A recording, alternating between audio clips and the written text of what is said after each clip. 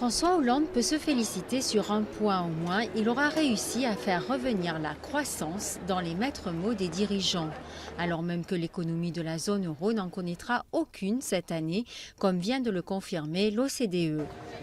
Mais invoquer la croissance ne suffit pas, il va falloir donner un contenu au message. C'est l'objet du sommet de ce mercredi. Pour le nouveau président français, la discussion doit être abordée sans tabou, il l'a dit dès son élection à la chancelière allemande.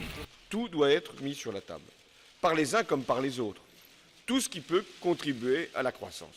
Entre-temps, François Hollande a reçu le soutien appuyé de Barack Obama au sommet du G8. La croissance et l'emploi doivent être notre priorité absolue. Une économie stable et une croissance européenne est dans l'intérêt de tout le monde, y compris de l'Amérique. Mais l'Allemagne a mis des limites à l'exercice. Elle ne veut pas des eurobonds, un système qui permettrait aux pays européens d'emprunter à des taux harmonisés, mais qui ferait porter sur les plus vertueux, comme elle, un poids supplémentaire.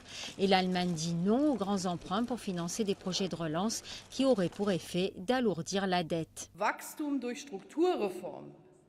Une croissance par des réformes de structure est importante et nécessaire.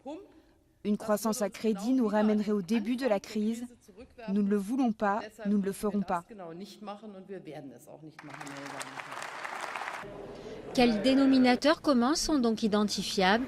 Une augmentation de capital de la Banque européenne d'investissement qui pourrait financer de grands travaux dans le transport et l'énergie renouvelable, une mobilisation des fonds structurels européens et une taxe sur les transactions financières. La Grande-Bretagne la rejettera probablement pour protéger son centre financier, la City, mais les dirigeants de la zone euro pourraient se passer de son accord pour l'instaurer chez eux.